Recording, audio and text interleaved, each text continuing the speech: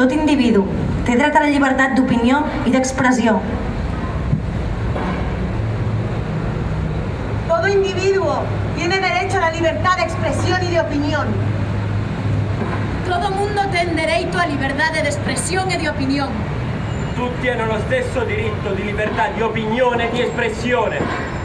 Każdy człowiek na świecie ma prawo do wyrażania swojego własnego zdania. Každý člověk na světě má právo se svobodně vyjádřit. All the human being has a right to express his own opinion. Každý člověk má